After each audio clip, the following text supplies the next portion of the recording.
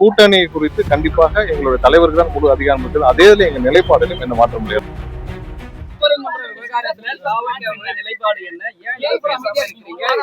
இல்ல ஒரு விஷயம் அதுல கோர்ட்ல பெண்டிங் இருக்கு. கோர்ட்ல ஆனா உத்தரவுகள் பெண்டிங் இருக்கு. முதலாவதாக. அடுத்ததாக இது திமுக வந்து ஒரு வாரமா ஆர்டர் போட்டு 3 நாட்களாக திமுக வந்து ஏன் வெயிட் பண்ணிட்டு இருந்தாங்க?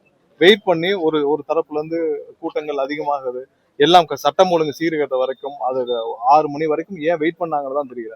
அடுத்ததா என்னன்னா திமுக தரப்பான அரசு வழக்கறிஞர் வந்து 6 மணி வரைக்கும் நாங்கள் எங்களுக்கு டைம் இருக்கு, நாங்கள் விலக்கை ஏற்றுவோம் சொல்லி ஒரு தவறான தகவலை கோர்ட்ல சொல்லியிருக்காரு.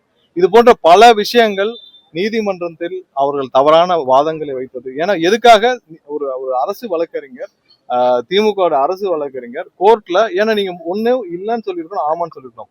6 மணி வரைக்கும் அரசு வழக்கறிஞர் வந்து எங்களுக்கு டைம் இருக்கு, நாங்க வந்து விலக்கேற்றோம் சொன்னனாலதான் இவ்வளவு கூட்டம் கூடிச்சோ அப்படின்ற சந்தேகம் எல்லாருக்கும் ஏற்படுது. சோ தவறான தகவலை இந்த அரசே இப்படி ஒரு அசாதாரண சூழ்நிலை கிரியேட் பண்ணிச்சுன்னு தான் நாங்க நினைக்கிறோம். கண்டிப்பாக இதை வந்து அவர்கள் முன்னாடியே தடுத்து நிறுத்திருக்க முடியும். எப்பயுமே ஒரு பின்பற்றப்படுற ஒரு முறைகளை அவர்கள் எப்பவும் மாற்ற வேண்டிய அவசியம் கிடையாது. இல்ல இதுல நீதிமன்றம் 3 நாட்கள்ல அவங்க வந்து நீதிமன்றத்துல 3 நாட்கள் ஆணை பிறப்பிக்கப்படும் வச்சிருக்கு. நிறைய இடத்துல நீதிமன்றங்கள் மீது நாங்கள் எப்பயுமே வந்து நீதிமன்றத்துல பெண்டிங் இருக்கப்போ இதை வந்து டிஸ்கஸ் பண்ண வேண்டாம் நினைச்சோம். ஆனால் இப்பவும் இதில் நீதிமன்றத்தில் இன்னும் பெண்டிங் இருக்கு, வரட்டும் அப்புறம் பேசிக்கலாம்.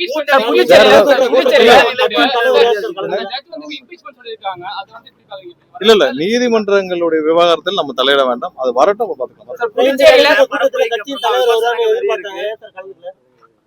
கட்சி தலைவர் நீங்க வருவார்னு எதிர்பார்த்தாங்க, தலைவர் வரல. இல்ல கட்சி தலைவர் வரதா இருந்தா அது அறிவிக்கப்படும். கூட்டணி நிலைப்பாட்டுல உறுதியா இருக்கீங்களா? கொள்கை எதிரி, அரசியல் எதிரி கூட இல்ல தெளிவா சொல்லியாச்சு. இன்னைக்கு இருக்க தீர்மானத்துல வரைக்கும் தெளிவா சொல்லியாச்சு. அப்புறம் என்ன சந்தேகம் இருக்கு? வேற ஏதாவது கேள்வி?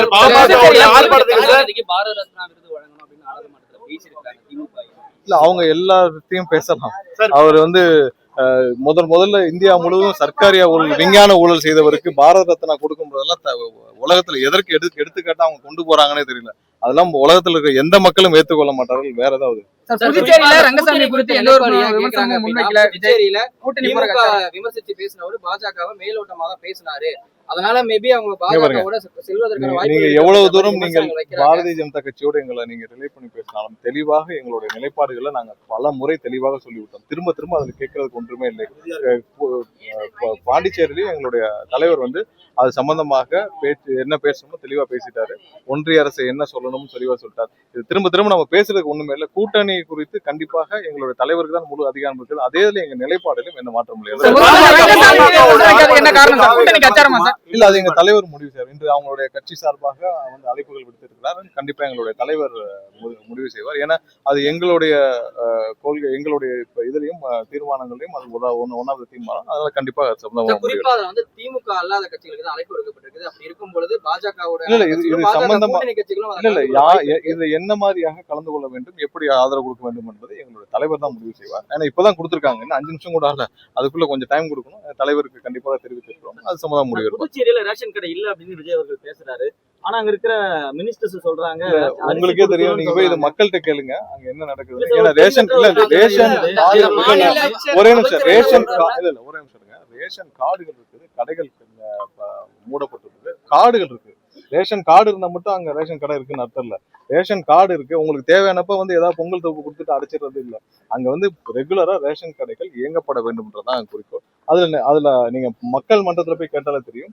செய்திகளை உடனுக்குடன் தெரிந்து கொள்ள கீழ்கண்ட கேபிள் மற்றும் டிடிஹெச் நெட்வொர்க்குகளில் எம்நாடு செய்தி தொலைக்காட்சியை காணுங்கள். பாதகம் செய்பவரை கண்டால் நாம் பயம் கொள்ளலாகாது பாப்பா. மோதி மிதித்து விடு பாப்பா, அவர் முகத்தில் உமிழ்ந்து விடு பாப்பா. அண்மை செய்திகளை உடனுக்குடன் தெரிந்து கொள்ள இணைந்திருங்கள் எம்நாடு தொலைக்காட்சியுடன்.